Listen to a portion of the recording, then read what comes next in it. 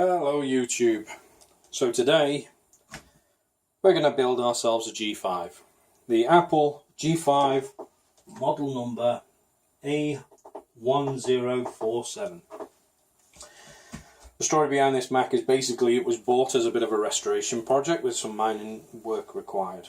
That then turned into major work required when the thing arrived and all the top end was destroyed, really messed up.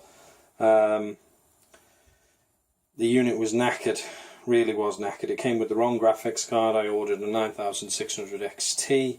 It came with a FX 5200, which was absolutely garbage. The unit had various little issues and faults with it. So we have bought a replacement one with significantly less components in it. But between the two, I'm going to reassemble a full working unit. You'll have to excuse me right now for the camera streak. It's bolted to the same table this unit is currently attached to. So here we go. First things first, as you can see, I've stripped out the case, I've stripped out the power supply. This is the new case that everything's been built into again. So basically it's a case of just getting started. So we are first going to make sure the power supply is coming out on this one because the power supply that I have in the original one is actually bigger. It's 600 watt instead of the 340. So the power supply is coming out as well. The way the power supply comes out is 4 screws onto the bottom, which physically releases the power supply, and then there's 2 screws when you've got access to the board.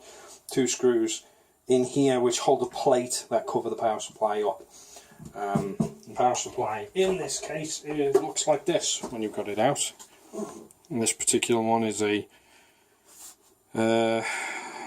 total 600 watt max, but obviously 460 watt recommended. The one that we removed from it was this one, which is a 450 watt max with 340 watts on the 12, 14 amps on the 12 there, 22 on the 3.3 and 19 on the 5. So it's not fantastic. I mean, there's nothing wrong with this. It would probably run quite well, but this particular one I don't want to use, so I'm not using it as a result.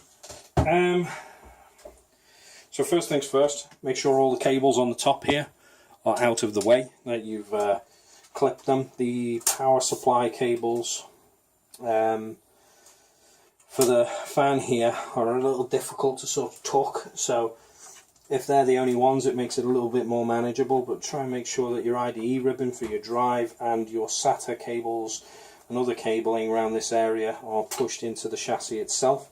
Make sure you've got no screws and all of your mounts seem relatively clean. Remember, you don't want to go back into this if you don't have to. The board is quite easy to assemble. There is a metal plate that can be exchanged, which screws from the rear. But essentially, when you've got it assembled, you just drop it in. I say drop it, I really loosely mean drop it. Hold it by the central fin, lower it into place. You'll notice that it will have the annoying cables which I told you to watch or get in the bloody way as always.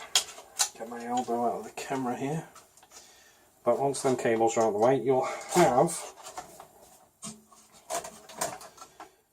some little studs that the board will sit into, and then it slides backwards, which will then push our various mounting points into position. There's 2 on the plastic mounts for the expansion cards here that need to be screwed in. You've got 1 in the corner on this side closest to you, 1 by the second bay of RAM slots, 1 at the bottom of the first bay of RAM slots, and then so on and so forth around the board. Once this has been secured into position, the next thing we have to do is put the power supply in. So let's just take a moment to do that, and then we'll get the power supply in. Pause. Okay, so as you can see, well, you may not be able to see, the screws are in place.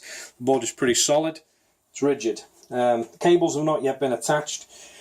The black screws that run all around the outside, in fact I've missed one. What a wonderful way to go with this demonstration. They go all around the outside of the unit.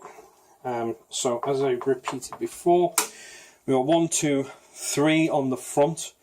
On this plastic divider for the expansion cards there are 2, one in which I missed.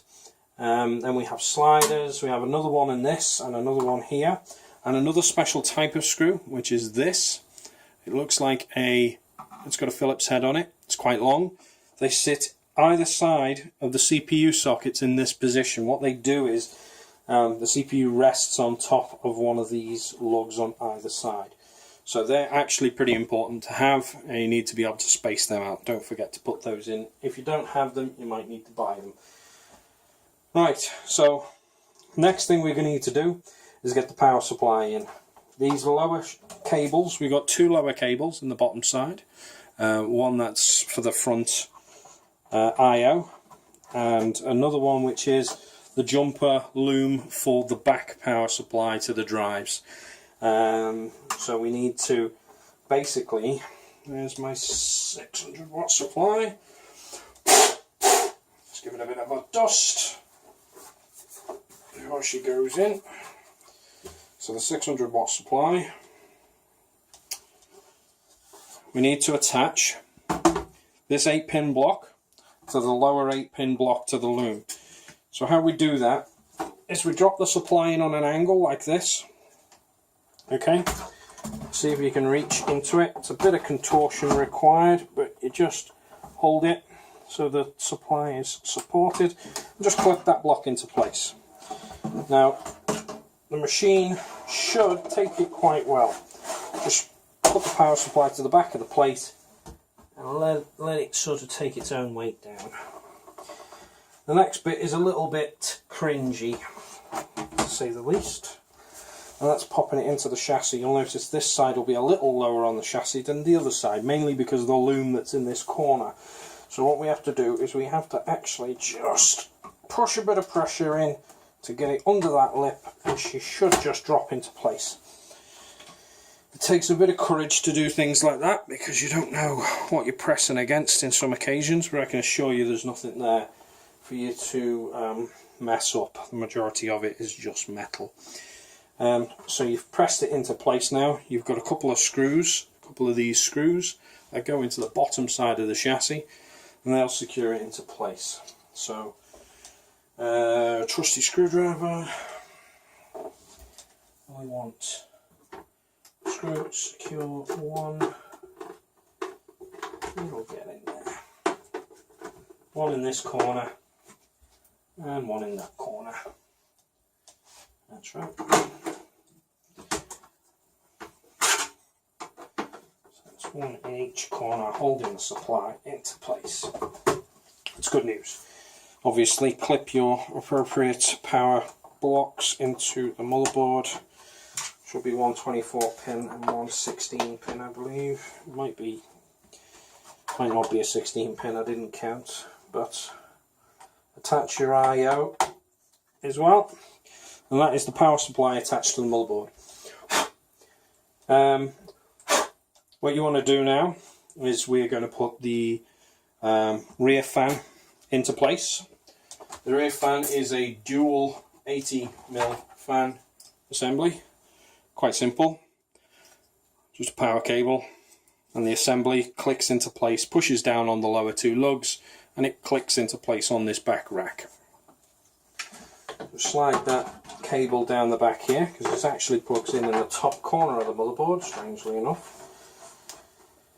And we get now a bit of a fiddle to get that rear lug to sit in. So there's one and there's 2, and she's clipped in. So that's them 2 fans into position, and just to add the power as appropriate. Just pop that in relatively easy with the finger there. That's the power. Rear extraction fans added. Bit of support for this central column as well. After that we need to pull them out because I've done that wrong. Because that's interesting. Not completely. I forgot to add our top plate for the power supply. which I'll use the other plate because it doesn't have stickers all over it, but it is rotten. So just use a bit of a towel to just dry. There we go, that's a bit better. Doesn't need to be perfect. So this plate goes on top of the power supply. Again, a bit of a pig to get in. Try and put it in on an angle if you can. Watch the ram slots, for the love of God. I say that as I nearly twat my ram slots. Gonna need to unplug that eye out. Most likely have to unplug these blocks as well, so get the IO plug out. 24-pin plug connectors. Pain in my life. And a bit of fiddling. So I did eventually get it in. It was a hell of a bloody struggle. You have to kind of flex it, push it and clip it back in. You have to be careful of this ram slots. They are quite delicate. Last thing you want to do is misplacing or misfitting a bracket, pulling out or damaging a ram module, because that will seriously hamper the unit's ability to be useful. Reattach the power cables, take another 2 of those flat-headed units and screw them in to the top to hold them now down on the power supply. A bit of manipulation required to get it into fucking position, as always. There's none of these things go in as planned.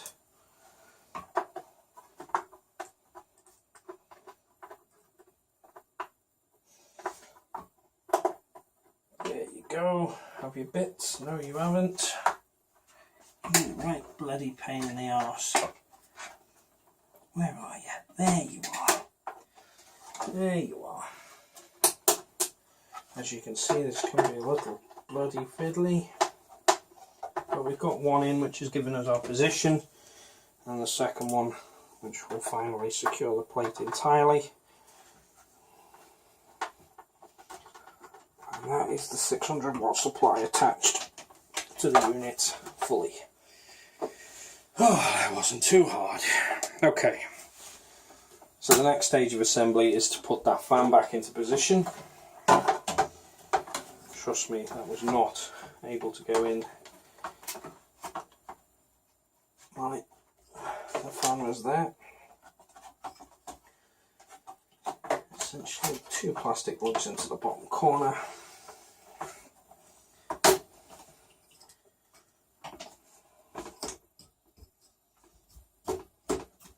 Okay, 2 fans. Awesome sauce. Right, so now we need a series of these junction blocks. You should already have extracted them. We should have 2, 4, 6, 8 in total that need to be attached around the CPU area. And they're quite widespread out. 2 up by this socket up here, by this metal plate.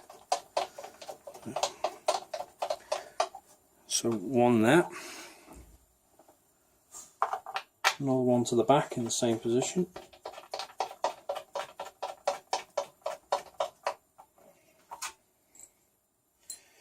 Two by the CPU socket.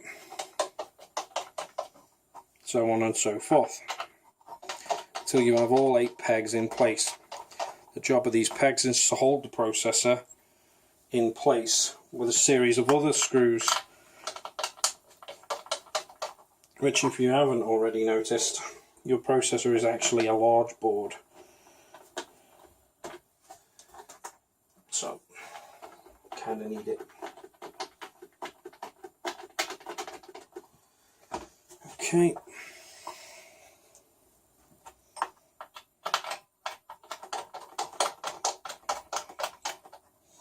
Okay, final one going in now. Now I've done this thumb tight, which is just as much as you possibly can with your thumbs. The reason why I'm not tightening it anymore is because these secure in place to the aluminium backplate very gingerly.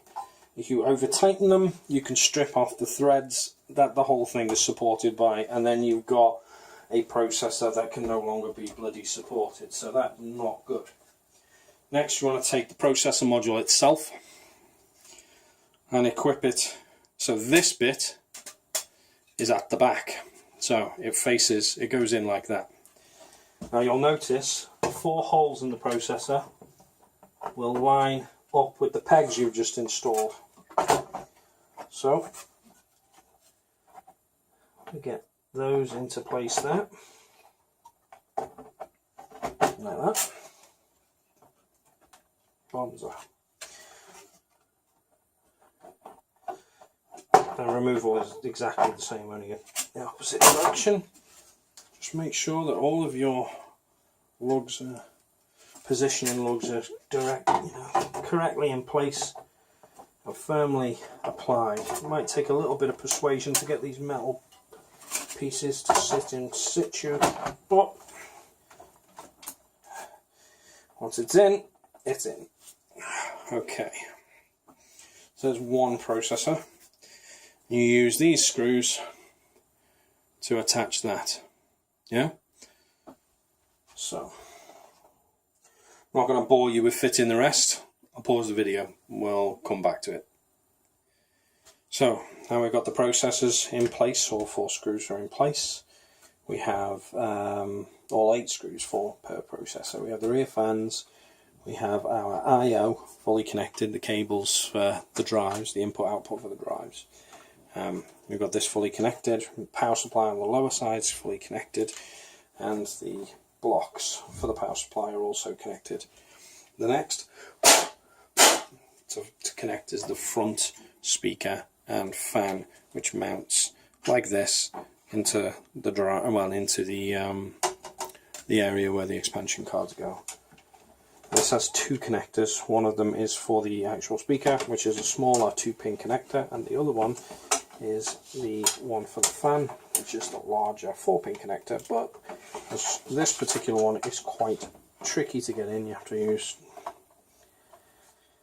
pincered fingers or a pair of pliers, perhaps. I can't be arsed with pliers. Essentially, pop the unit down, pop the connectors into the appropriate little sockets. And then we have both of those just loosely resting basically on top of the modem, and then that's that there in place. So the next thing to secure into position, it will be the memory. This is actually only got 2.5 gig fitted at the moment until I can get some more. DDR400. So they go in pairs. I say pairs, they don't have to be exactly the same, but the modules have to be exactly the same, but they don't have to be exactly identical.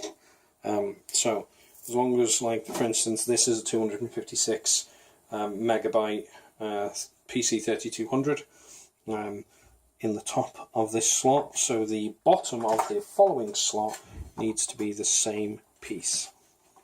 So attach those into position and then follow the same pattern for the next. So that is a 1 gig module, 3200 in slot 2 essentially, and then another 3200 above it here.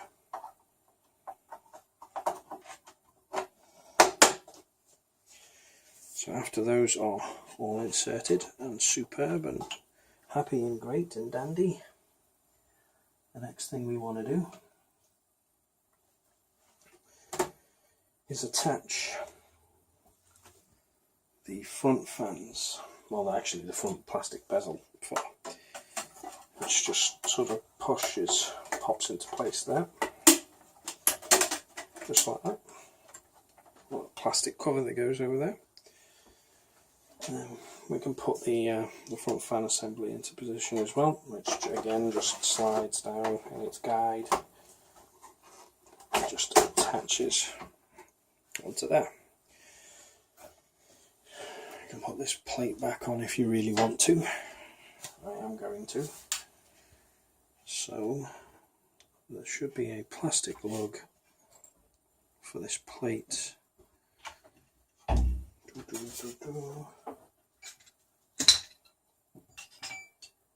be the plastic lug.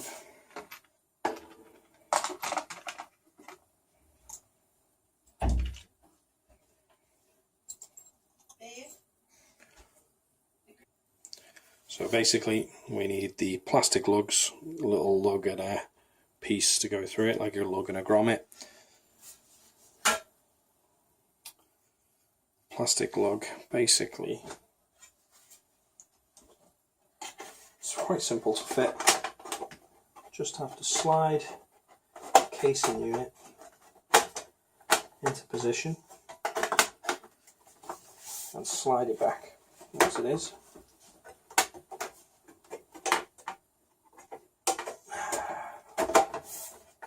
So it should, all four should sit into position, and then it will slide back like that.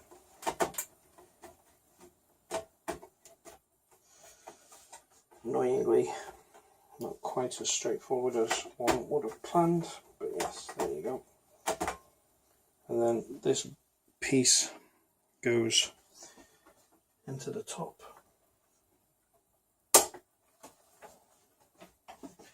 through a pre-cut hole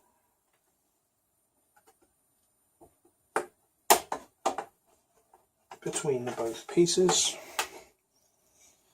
and then the little piece slides through it, spreads the weight out on the other side, thus securing it into position. Finally. Okay, so that's the processors fitted fully, that's the cooling fitted. The last thing that needs, well, the last two things that need to be fitted are the graphics card. In this case, a very shitty FX 5200 graphics card, which simply just slots into position. No fuss, no muss. This will soon be upgraded to a considerably better graphics card, an X800, in the next week or so. I shall likely do a video of that, and some benchmarks between the two. So X800, sorry, FX 5200 inserted, and then the Western Digital 500 gig Enterprise Edition hard drive, which will go into Bay A, which is the top bay.